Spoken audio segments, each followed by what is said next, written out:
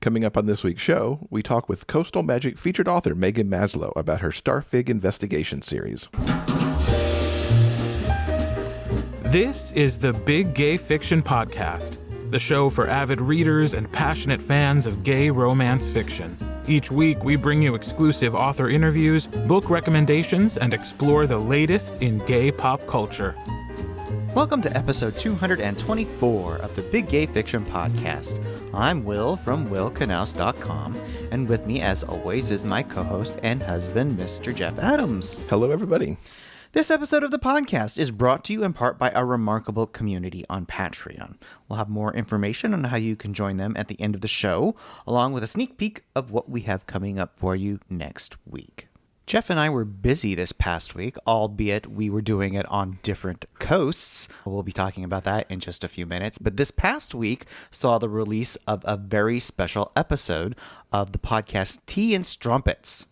Yes, episode 18 of the show featured Cat Sebastian's book, The Soldier's Scoundrel, and Zoe and Kelsey, who host the show, invited us to come hang out with them to talk about that book. It was the first time the show had read a Regency romance, an Regency romance, and so they asked us to come along and chat about it with them.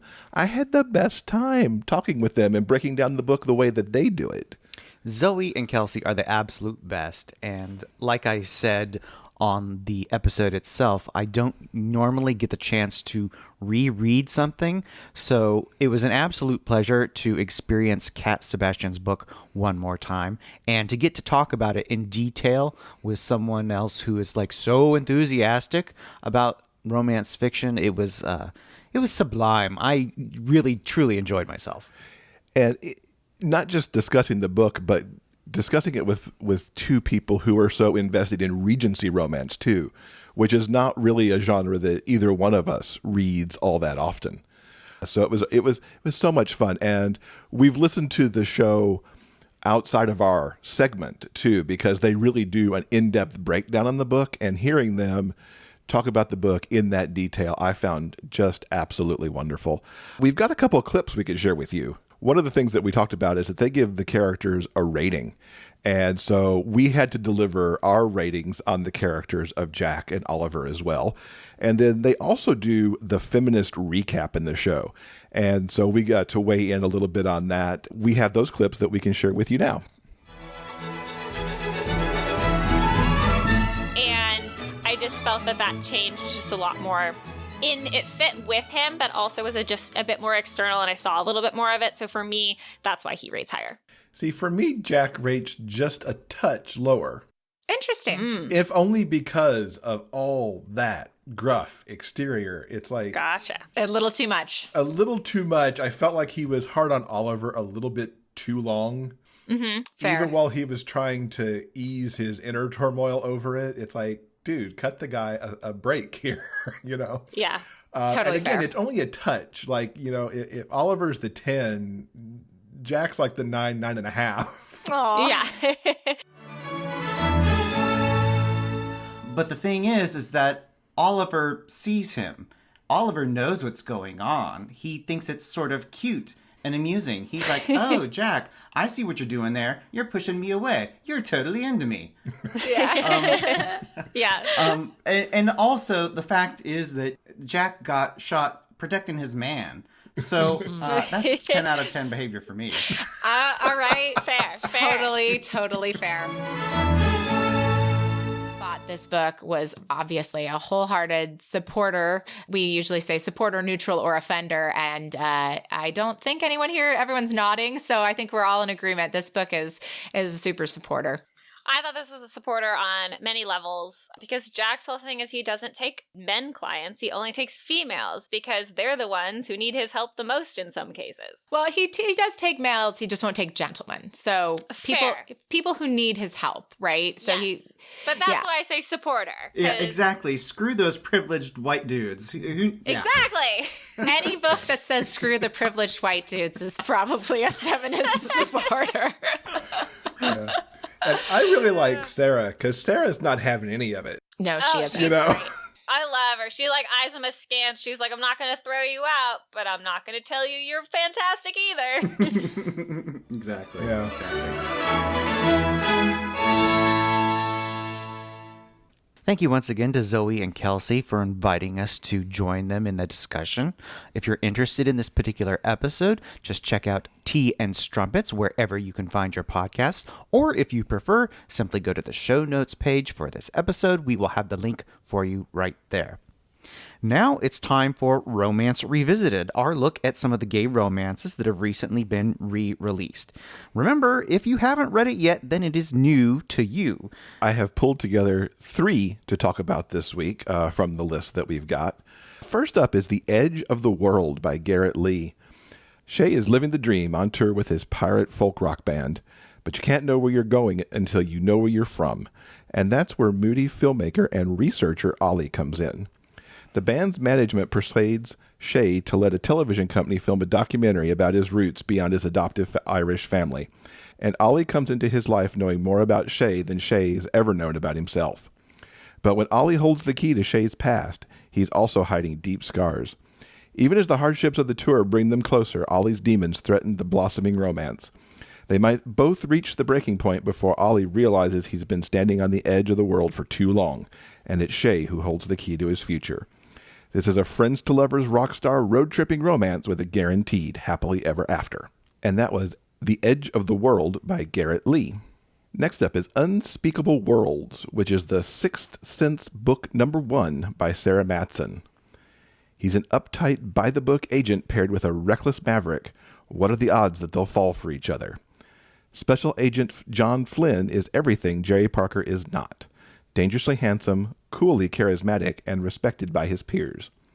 Special Agent Parker is dedicated and meticulous, but his abrasive personality has given him a reputation for being difficult. When new information on a cold case appears, Parker is assigned to work with Flynn, and sparks fly as their investigative styles clash. Contact with a strange artifact changes everything when it bestows unusual and unpredictable powers on Flynn, and the two men must learn to trust each other before a killer strikes again. That one was Unspeakable Words by Sarah Matson. And last up this week, we actually have a book that is one of Will's favorites from late last year. It's called I've Got This, which is a Joy Universe novel by Louisa Masters. Derek Beyer loves his life. His job as an assistant director at Joy Universe, the second largest theme park complex on the planet, makes him indirectly responsible for bringing joy to millions of people. So what if none of his relationships are that close? Everyone he meets loves him. Except Trav Jones. For some reason, the visiting Broadway performer would rather Derek just go away. He appreciates Derek's work ethic, though, and after Trav steps up when Derek desperately needs someone to fill in for his sick staff, Derek seizes the chance to convince Trav he's not such a bad guy. Falling in love while distracted by a murder at the park, food poisoning, and colleagues placing bets on their relationship won't be easy. But between the two of them and with the magic of Joy Universe, they've got this. Now, we really love I've Got This by Louisa Masters, and you can learn even more about that book back in episode 207 when we talked to Louisa about it. If you'd like to browse this week's complete list of re-release titles, head on over to the show notes page for episode 224 at biggayfictionpodcast.com. In The Hockey Player's Heart, the feel-good gay romance by Jeff Adams and Will Knaus, hockey star Caleb Carter returns to his hometown to recover from an injury.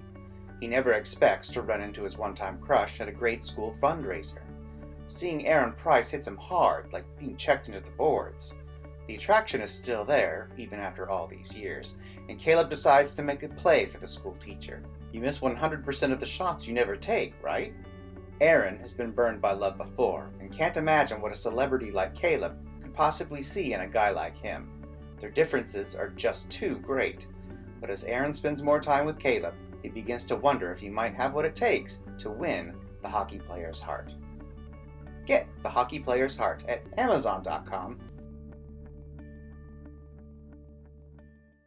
So as Will mentioned this week, we were both busy, but on different coasts, which sounds actually fancier than it was. I was in New York for a couple days this week for my day job work, and I did take advantage of being in the city, though, to check out a couple of Broadway shows. And I got to see 2 brand new shows that I'm so happy I saw them because they're just outstanding. The first one I saw is the new revival of West Side Story. This production is notable for a number of reasons, the centerpiece of which is that it's the first time that the show's been revived on Broadway without the original Jerome Robbins choreography. And it's also been heavily revised by director Ivo Van Hove, who has been known over the past few years for bringing revivals in and really looking to strip them down to the bare essentials. This show happens mostly on an empty stage. There's a lot of use of video projection here. They've actually trimmed the show down from its usual 2.5-hour running time to a more streamlined hour and 45 minutes. And with that, they've also removed songs. I Feel Pretty has been excised from this show. The Somewhere ballet sequence has been removed from this show. And what you're left with is the core of the story. West Side Story, of course, is a retelling of sorts of Romeo and Juliet. And in this case, you've got modern-day street gangs, the Jets and the Sharks, who are not too happy that there's been an infiltration of turf by these Latinos who have come into the country. So the story is very much the same as we're used to. It was a revelation for me to see this because I've never seen it on stage, and I've only ever seen the movie, and even that is now decades removed from my consciousness.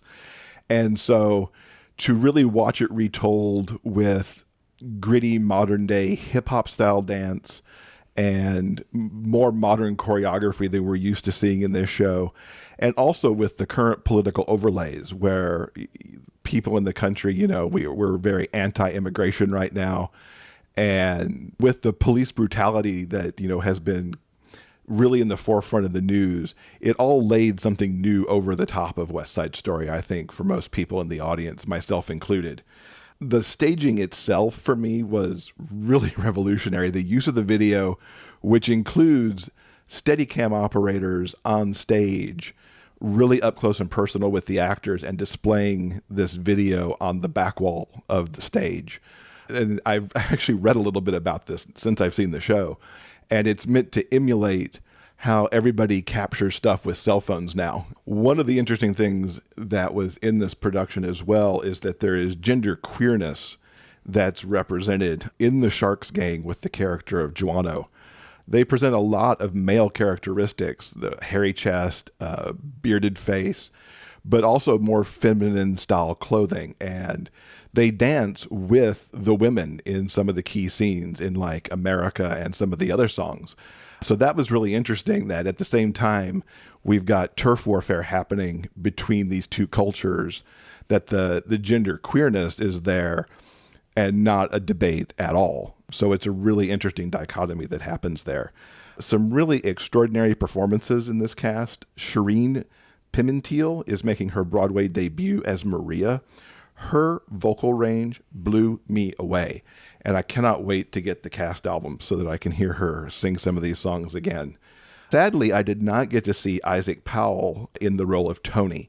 Isaac got hurt back at the end of December, right after the show began its preview run, and my luck would have it that he just went back in the show 3 days after I got back from seeing the show. But very glad he's back in it. I got to see Jordan Dobson, who played Tony, excellently. The choreography here is outstanding, and I think it's probably this choreography that is getting people hurt, because everything from the rumble through the end of the show is actually done in the rain. And so people are doing this outstanding, intricate choreography on a very wet stage. So yeah, it's going to be interesting to see how this show does when it opens. It officially opens February 20th. Certainly the crowd I saw it in were on their feet and applauding through the entire production. I highly recommend it, and I would love to go back to, when we're back in New York at some point, if it's running, I think you should come with me to see it as well. I've never actually experienced West Side Story on the stage either, so this sounds really intriguing. The other show that I got to see that was brand new is Jagged Little Pill. And it is a musical that, as you can imagine, uses the music from this Alanis Morissette album, and it also uses some of her other back catalog. I think the theater gods sent me to this show on purpose. I had my eyes on going to see Come From Away, and it had been up on TKTS for half-price tickets. And when I arrived to get a ticket, that show had been removed because it had sold out. And so I decided to take a shot on this. And I was absolutely blown away. Not only is it directed by Diane Paulus, who has done some extraordinary work these past years. She's the director behind the Waitress musical. She did the recent revivals of Pippin and of Hair. It has a book by Diablo Cody, who won an Oscar a few years back for Juno and has done several other motion pictures, and put them together with some Alanis Morissette music, and it was really an extraordinary evening. The story that they've constructed here is of a suburban Connecticut family who is looking really good from the outside, but they are really cracking apart on the inside. You've got Mary Jane, who is the mom, recovering from a car accident and getting addicted to pain pills. Steve, the dad, is honestly a workaholic who's missing a lot of what's happening at home. Their older son, Nick, is on the way to the Ivy League, but really has only made that step and done the work to please his parents. And then there's Frankie, their adopted African-American daughter, who is figuring out who she is, and she's getting into activism and admitting her bisexuality and really tried to figure out what her place in the world is and what it has meant for her to grow up in this white family. The show is chocked full of social commentary, from the opioid abuse to the idea that status matters above all else. There's elements of Me Too, white privilege, sexual assault, and yet the show never feels preachy either, as it covers 1 year from a Christmas season to the following Christmas season. And you really get into this family's struggle to get by in this world. It's very reminiscent to me of some other family-focused shows, like The Recent Next to Normal, like Dear Evan Hansen, and even shades of The Glass Menagerie kind of show up in here for me. I have to say that the women rule this show. Elizabeth Stanley as Mary Jane, Celia Rose Gooding as Frankie, Catherine Gallagher as Bella, and most in particular, Lauren Patton as Jo. It's Lauren who really just brings the house down with her version of You Ought to Know in the second act, as she just tears into Frankie for really screwing her over. It is so fierce and so visceral. It literally stopped the show as the audience got to their feet after she had finished this performance. I've not experienced anything like that in theater in quite some time. And I honestly don't know how the neighbors to Jagged Little Pill, which is Phantom of the Opera on one side and To Kill a Mockingbird on the other, don't hear the thumping bass line out of this song during their own performances. And most interestingly, the show also turns on a dime, because right after You Ought to Know finishes and the audience settled back into their seats, your mood pivots immediately, because the next song up is the opening piano chords of Uninvited. And I will say after that, I needed tissues that I did not have, because nobody told me that I was going to end up a bawling mess in Jagged Little Pill. I cannot recommend this show enough. It opened on December 5th. It is on an open run on Broadway. And you could check out a little bit of Lauren's fierce You Ought to Know. She performed that song alongside Alanis Morissette during New Year's Rockin' Eve, and I'll have a link to that in the show notes. So on Thursday night, I was back home and took in, for my third time, Dear Evan Hansen. Of course, this is the story of a young man who gets caught up in a web of lies when a letter that he wrote to his therapist under his usual title of Dear Evan Hansen, today is going to be a good day, and here's why. In this particular letter, though, he wonders if anyone would even notice if he disappeared. And that letter ends up in the hands of another classmate who ends up and kills himself. And while everyone believes this is the suicide note, Evan lets this happen, and it starts to create more and more of a snowball effect, because he can't seem to figure out how to undo all of the deception that he's created. This has become one of my favorite shows since I first saw it, I think almost 3 years ago now. This is a solid cast in the touring company, led by several cast members who were with the run in Toronto last year. Stephen Christopher Anthony is the third Evan that I have seen, and I really enjoyed him. I so much like seeing the different ways that actors portray Evan, because they all have their own little tics and their own little ways to represent Evan's anxiety and really uncomfortableness in the world. And he did a great job.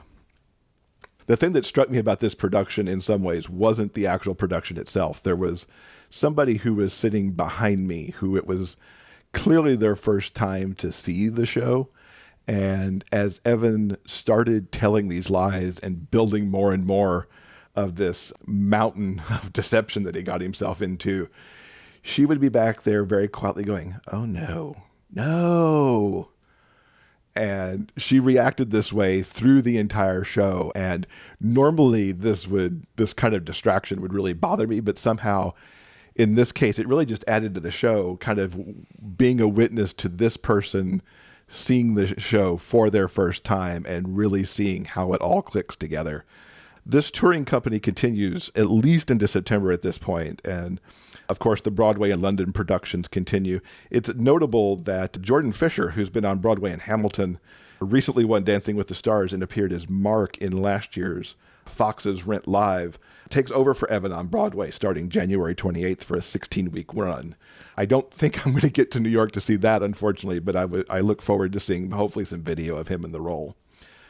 One other quick theater note that I have, taking a moment to shout out an article I read in the January playbill that I got during the New York shows.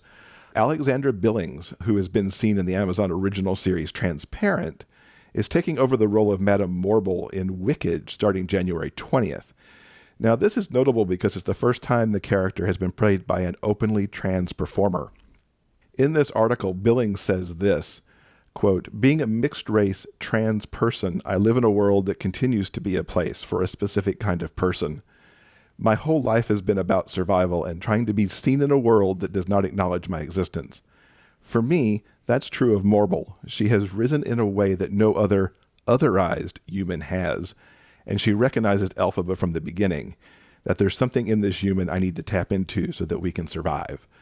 Kudos to Alexandra for getting this role, and it's great to see this type of trend continue because we also saw recently that Pose's MJ Rodriguez played Audrey in Little Shop of Horrors during a recent run of that show in Los Angeles. So that is my theater roundup. I highly recommend all three of these shows if you get the chance to take them in anytime soon. So let's dive into some books. You went back to the Fairyland theme park. So from Broadway to books, I'd like to quickly talk about something I recently read. It's Mischief and Mayhem by Jaxon Knight, and it's the second book in the Fairyland romance series. This book features Cody. He is a security guard in the Enchanted Forest section of the Fairyland theme park, and we met him in the very first book, Rival Princes. And the beginning of this story finds Cody at he's in a tough spot. He keeps trying again and again to ride the park's newest roller coaster, Spaceship Mayhem, and he can't seem to make himself do it. Every time he gets close, he experiences extreme anxiety tied to some post-traumatic stress from his time serving in the Air Force in Afghanistan. So over and over, he tries to ride this coaster, and each time he makes a beeline for the chicken door. One of the ride operators, Dean, notices this, and one day he approaches Cody and sees if he can help. Now, Dean is all sunshines and rainbows and unicorns. He's like made out of pure glitter. Everyone loves him because he's just the most likable guy you could know. Probably the exact opposite of Cody, who's a little bit surly and withdrawn, a big, bad, brooding security type, if you can imagine that. So from this description alone, I think this probably ticks a lot of boxes for certain readers. This particular pairing probably does it for a lot of people. It certainly did it for me. And so from this very first meeting, Cody and Dean embark on a friendship.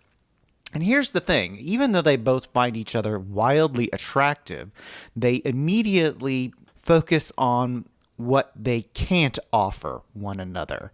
Cody unfortunately sees himself as sort of a damaged vet, and Dean sees himself as sort of maybe a little too young and too flighty to have a real relationship with anyone significant. So they each automatically put the other in the friend zone, which in most cases might kind of annoy me because it's a misunderstanding that could easily be cleared up with the simplest of conversations. But the fact that they are in the friend zone actually gives them time to become genuine friends. And I think that is like the heartbeat of this particular book, the genuine friendship that eventually leads to love. So as they spend more and more time together, Dean gets in his head that he is going to help Cody conquer his fears and get him on this roller coaster. So he reads up on immersion therapy.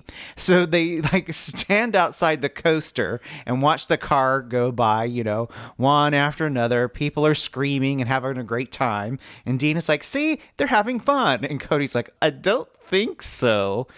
And they eventually decide they'll ride the coaster together. Cody and Dean, they're going to like hold hands and be there for one another. And Cody, to his credit, almost manages to do it, but at the last second, he realizes he can't.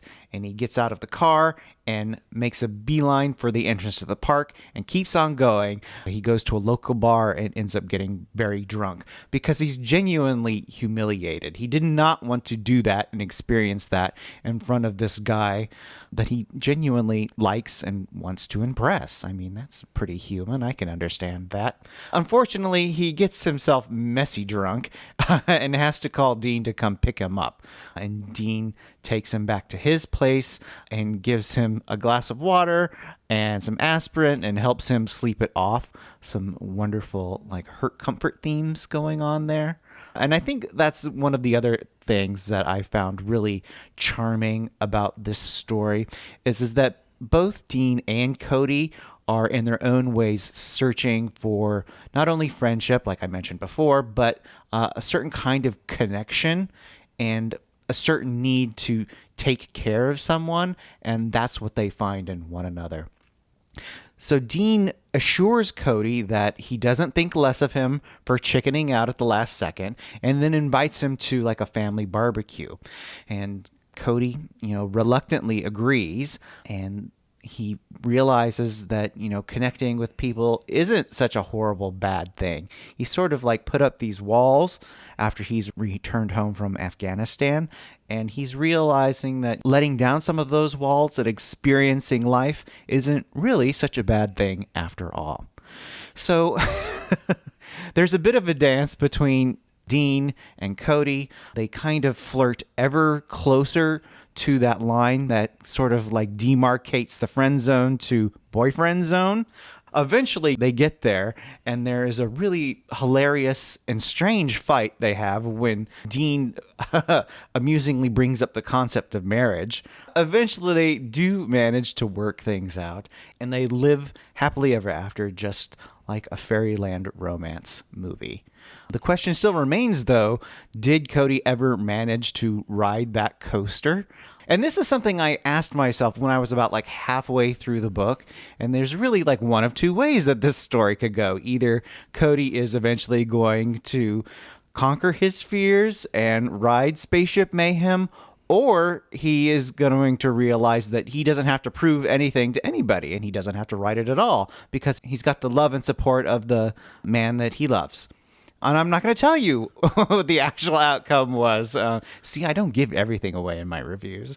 Anyway, I really liked Cody and Dean's story. I highly recommend, if you're looking for a sweet romance in a unique setting, that you give Mischief and Mayhem a try.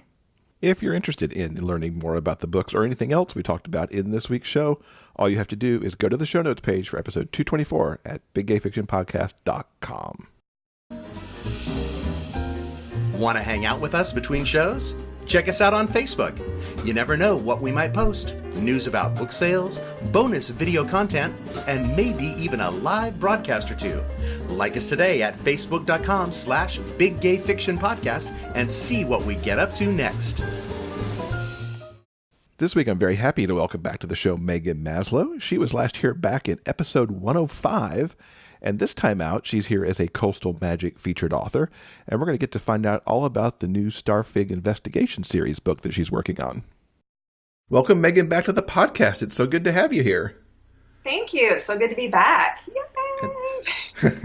Looking forward to seeing you in just a few weeks at Coastal Magic, too. I know, I can't wait. First of all, warm weather, and then great people, great books. It's going to be amazing. And a beach. And a beach, yes. Beach. So you're gearing up right now for book 3 in your Starfig Investigations series. I am indeed, yes. Tell everybody what that series is about. Okay, so Starfig is kind of an odd series in that when people say, so, what genre is it? I'm like, well, it's comic, and it's fantasy, romance, and it's got a PI for the main person, though. So it draws on a little of everything. It's really, I call it mischief, magic, and murder. It's got all those elements. You're going to have dead bodies, you're going to have comedy, and you're going to have some magic thrown in. And it's really meant to be adventuresome and lighthearted, but yet have some real issues in it, too. So it's a fun series to write. When you say real issues, what are we looking at there? Well, the backstory for Quinn, who's the main love interest for Twig Starfig, is he's a human who's in a realm that they don't allow humans without magic, and he doesn't have magic, and so he's basically brought in as a slave. And the first book is really about his journey, also, and Twig's journey together, and becoming. I mean, they call him an indentured servant, but in reality, he has no rights. And Twig having to make some pretty hard decisions about the path his life is going and about stepping in for Quinn, and also Quinn being able to advocate for himself. So even though there's this lighthearted element to it, there's some, hard backstory, and you're not seeing it. I'm not showing it on the page, but it's there. Mm-hmm. And there's a lot of that. There's a lot of hierarchy. These are not egalitarian societies, and you see that. But you see it in a way that is lighthearted and funny at the same time, and you see hope, because I like to write about hope and the idea that things can change. Mm-hmm. It sounds like it must have been fun to build the world as you prepared to write. So I'm a pantser. Whoa. Yeah. So I didn't actually know what the world looked like until I started writing it. And what I do is I use Scrivener as my playbook for after the fact. And so once I wrote the first book, I started putting stuff in like, oh, and this happened, and this happened. Oh, I guess, well, this is something for this part of the world. And I do that with each book I write. I have to add in elements. So, and then going forward, know that those elements are there. So yeah, it was kind of a surprise for me, but I figure if I'm surprised, the reader will be surprised. Sure. Yeah. And I've heard other writers, go down that path too, even with mysteries, for example. Like if I don't know who the killer is yet, my reader's not going to figure it out either. Right. Well, that's how I do it. And I'm trying to learn to be a little bit more of a plotter, at least with certain spots, so that I can keep moving forward at times. Because sometimes I write myself into a corner and I'm like, well, what do I do now? And I was like, I don't have a plan. Right. So I am working a little bit on taking pieces and trying to plot a little bit, but really I'm a pantser at heart. So yeah, the world building was interesting that way, because it was like, oh, I would realize something partway through and be like, well, this is how this works. And there were different pieces that I wasn't sure how they worked until the second book, or now the third book, that suddenly things that I put in and didn't think much about, now I understand why. Mm-hmm. Have you hit a point where it's like, oh, wish I hadn't have done that? Yeah, I think even when you plot, I think there's probably a few of those moments where you get further into a series where you go, oh, it would have been so much more useful if I'd done this, And there are a few of those moments for sure where I felt like, oh, because you know what I would have done? but I haven't had too many of those. So I've been fairly fortunate. That's good. I like the world. Yeah, I like the world I've created. I like the guys I've created. I like the sidekicks and the people who come out, and I'm pretty happy with it as a whole. Mm-hmm. And tell us, what can readers expect in the new book, His Fairy Share? Okay, so the first book is basically the classic fantasy trope, but it takes everything and makes fun of it and kind of turns it on its head in a very loving way. Because I love fantasy, but there are tropes just like there are in romance. The second one follows much more of a PI trope. So it's the case that they get and they have to go on and they're trying to solve this case. The third one, though, is where Quinn, because of his past, really has to go home and deal with it.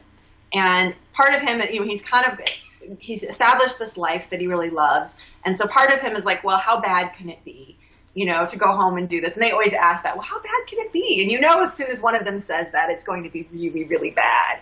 And that's one of those things I love to use in a, like, what could possibly go wrong? Everything. Everything goes wrong. And so this is the book about that. And it's really, the other two books are told from Twig Starfig's perspective only. So Quinn, and you get to know him as the love interest of Twig, but this is his book. And this is the reason it's taken me so long to write it. Because Twig is a very easy character. He's half dragon, half fairy. He's a lot of id. He doesn't sit there and angst over a decision he makes. He makes a decision. He doesn't feel a lot of guilt or other things. He's very much the dragon. He's like, well, they needed to be eaten, Mm-hmm. There you go. And Quinn is very human, and he has undergone some trauma. And so he has a much more complex, let's say, way of looking at the world. And so that's a much harder voice to write. And especially to keep it in the same vein where it doesn't get so bogged down, because even though he has had these things happen, these stories are fun. I mean, they're meant to be funny. They aren't meant to be like, oh my God, they really are meant to be quite humorous.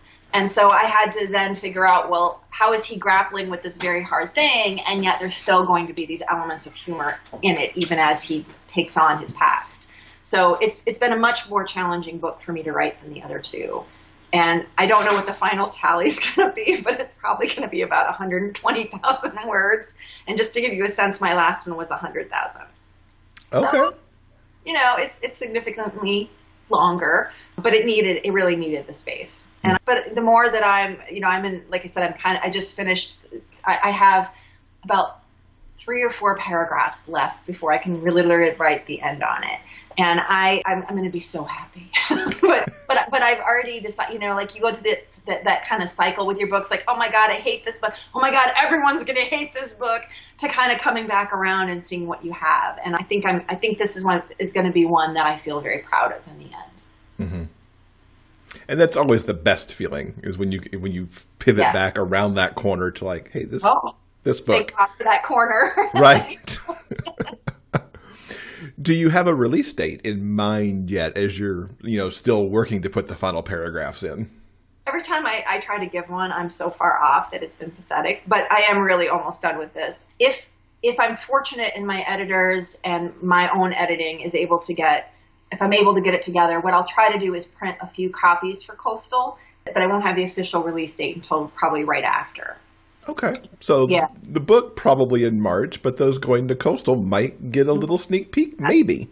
I'm crossing my fingers there. We'll see. I'm always amazed when someone says, like, they'll write on Facebook, I finished the book today. I finished the book today, the first draft. Woo! Edits next. And like 3 days later, they're like, okay, so the release date's next week. I've finished with the edits. And I'm like, oh my God, what does your first draft look like? Because my first draft is not able to be that thing. Yeah, mine either. Mine needs at least another month usually. I know. Well, that's the thing. So, but this one it's the only thing I'm focusing on right now. So once I'm done with it, it goes out I have a whole series of editors who look at it for different areas, and then I'll also be going over it. So I'm hoping, but the real thing is Amazon and how fast they'll be willing to print copies and send them for me. Right. So we'll see. Coastal may have books. Otherwise, March. Otherwise, March. What more do you have planned for Starfig going forward? So far in my head, I have 8 books, which is funny for a pantser because you think I wouldn't know that. Well, I was going to ask how that connects to being a pantser. So yeah, because once you start something as a pantser, threads start taking off, and you start just following them, but you realize that's the weird thing about being a pantser, is that you really actually have direction. You just don't know it when you start. But as you go along, you really start to see it come together. And so I know that book 4, I've already started. I've already written part of, because again, I'm back in Twig's voice, super easy for me. I get him very well.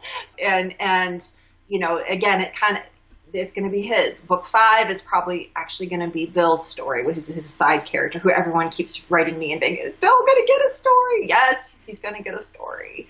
Book 6, I'll go back to Twig. 7, I'm not going to say yet because I've got some ideas for. And then 8 will probably be the final in there. And I had no clue, other than that it'll be in Twig's voice. I don't know what that one's about yet. The threads are not there yet for that one, but they are through book 5 at least. Very cool. Yeah. So you mentioned, this series essentially came from your love of fantasy. It did. What authors or books heavily influenced you as you started to create Starfig? So the person who is absolutely most influential was Robert Asprin and his Mything Inc. series, because mine are based on puns too. So he'll have myth conceptions. Well, mine is, by fairy means or foul, which is by fair means or foul. Be fairy game, be fair game. And this one, his fairy share. Well, it's his fair share.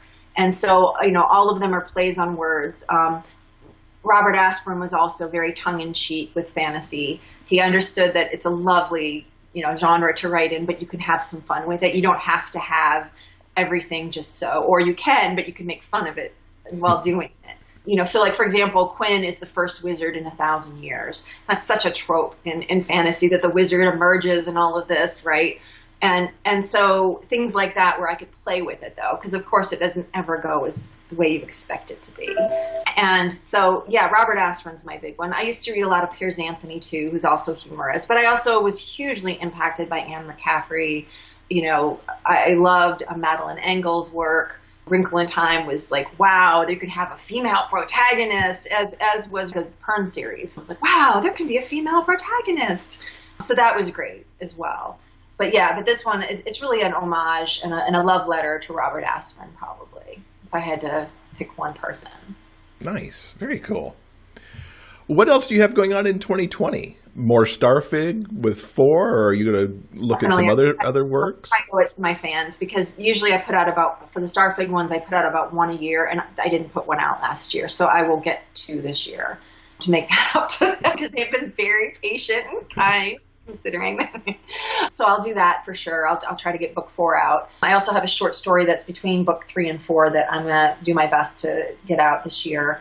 I have a couple other ideas that are kind of, again, comic, fantasy, more paranormal, I guess I'd call them, 2 of them that I'm thinking about. So we'll see where those go this year. And I'm also talking to a person who in MM who I really adore, and we're talking about possibly doing a collaboration, and that one would, if we do, would be more, it would still have the murder for sure. I have to have dead bodies. They just show up in and any of my romances, oh my god, there's a dead body, where did that come from? Surprise. Surprise. But so this would be probably a 3-book series starting, and it would be with definitely be more of a murder kind of romantic suspense, I guess you'd call it. But we'll have to see if that works out, and if we're compatible and all of that, because we just don't quite know yet. But we're going to talk about it at least. So I'm excited about that, because I've never collaborated with an author before in that way. Yeah. I was going to ask if you've done collaborations, so that I'll be interested to hear how that goes if you move forward with it, because I find collaborating to be fascinating, and always talking about it is fascinating because everybody approaches it differently. Yeah, well, that's the thing, and I've talked to him about it a bit, and I'm a pantser, so I'd probably drive him crazy, but we'll see how that goes. You never know. And we'll see. Our styles are quite different, but that's kind of what I liked about us, is that we could kind of mesh in an interesting way, possibly. So we'll see. Can't wait to see how that comes about, because I also love a good romantic suspense. So I do too. So, and I haven't written in one of those in a long time. So you're headed to the beach, as we mentioned at the top of the interview. Yeah. You went to Coastal last year as a reader. Yes. What did you think of the weekend, and how would you describe it to others who might be headed there as a reader? I loved it. I really did.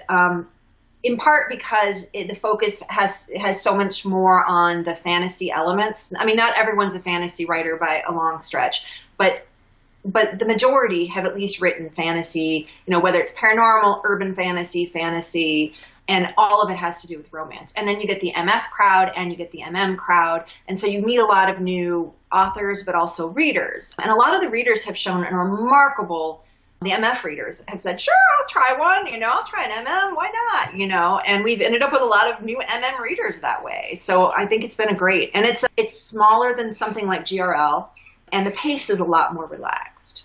And so I liked going as a reader. I did that with GRL the first time too, because I wanted to see what the pacing was like and what was expected.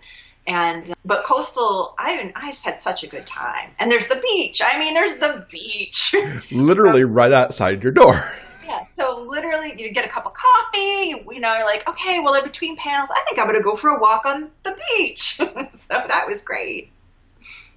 What was your favorite part from last year as you were there, getting to take it in as the reader?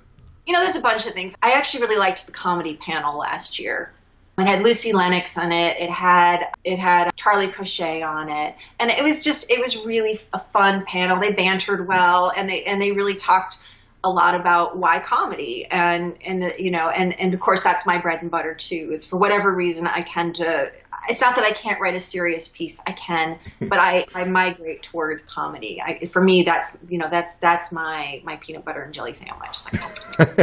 That thing you could always do and always have. Yeah. And it's funny because for some people suspense comes easily, or the internal angst. I don't do internal angst well. It's not my strength. But for me, comedy does. I can come up with something, a funny situation, and something can go terribly wrong. I can always make something go terribly wrong. How bad can it get? Yes. Can I make it worse? And, as you're putting on the author hat this year, what are you looking forward to as you move into that role at Coastal? I don't know quite. There's going to be a lot of new things this year. They're doing a fun ice cream social. I'm participating in, there's going to be a group of us who do basically paranormal Cards Against Humanity, where we're making our cards. And so that should be really fun. And, I love seeing the MM crowd who comes, because I think I know almost every last one of them now. And so that's really always great, because it's seeing family at that point. Mm-hmm. So I don't know. There's just a lot of great engagement that goes on there. And I'm an extrovert. So for me, it's not so much the things as just getting a chance to spend time with people. Awesome. Well, we're definitely looking forward to seeing you there in just a month. Yeah. What are you looking forward to? Last year was our first as well. And I really liked that smaller aspect of it.